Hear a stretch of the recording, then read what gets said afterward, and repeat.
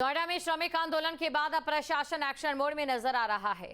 CM के निर्देश के बाद श्रम विभाग ने एक बड़ी कार्रवाई शुरू कर दी है। श्रम विभाग ने 24 फैक्ट्रियों से जुड़े 203 संविदाकारों के खिलाफ कार्रवाई करते हुए उनके लाइसेंस निरस्त करने की प्रक्रिया शुरू कर दी और साथ ही दोषी एजेंसियों को ब्लैकलिस्ट करने की भी तैयारी है। श्रमिकों के बकाया भुगतान के लिए 1.16 करोड़ रुपए की पेनल्टी लगाई गई और सभी संबंधित ठेकेदारों को नोटिस जारी किए गए हैं। विभाग ने साफ किया कि जिन ठेकेदारों की श्रमिक हिंसा में शामिल पाए गए थे उनकी भूमिका भी जांच के दायरे में है। नई सैलरी 1 अप्रैल 2026 से लागू होगी और इसका भुगतान 7 से 10 मई के बीच किया जाएगा। 203 संविदाकारों के विरुद्ध शोकाज नोटिस जारी की गई है कि क्यों न उनका लाइसेंस निरस्त कर दिया जाए और उन्हें काली सूची में डाल दिया जाए। यह होने के बाद वो कहीं भी लाइसेंस प्राप्त नहीं कर पाएंगे। कुछ पेनल्टी भी लगाई गई जी, 1.16 करोड़ रुपए के आसपास पेनल्टी भी लगाई गई है।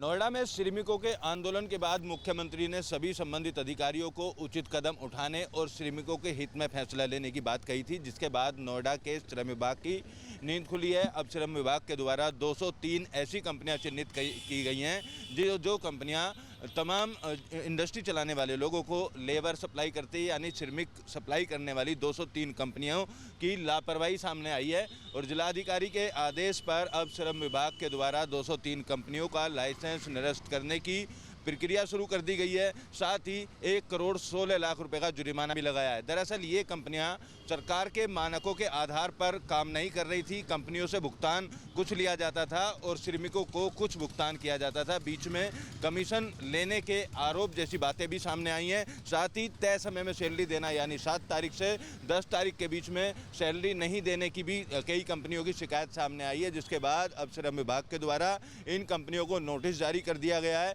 और इनका लाइसेंस निरस्त करने की बात करने के साथ साथ अन्य भी जितनी ऐसी कंपनियां हैं, ठेकेदार कंपनियां जो श्रमिक सप्लाई करती हैं उद्योगों को, उनको भी शासन द्वारा जारी किए गए दिशा निर्देशों का पालन करने का आदेश दिया गया है। अगर कहीं भी किसी कंपनी की तरफ से कोई लापरवाही पाई जाती है तो उसके खिलाफ उसकी जो मान्यता है वो रद्द करने के साथ साथ FIR दर्ज कराना और कोर्ट में वाद दायर करने का काम भी श्रम विभाग के द्वारा किया जाएगा। वीडियो जर्नलिस्ट सोमेंद्र के साथ अमित चौधरी, न्यूज स्टेट नोएडा। अब से DD फ्री डिश की चैनल नंबर 57 पर देखिए न्यूज नेशन। अब से DD फ्री डिश की चैनल नंबर 57 पर देखिए न्यूज नेशन। अब से DD फ्री डिश की चैनल नंबर 57 पर देखिए न्यूज नेशन।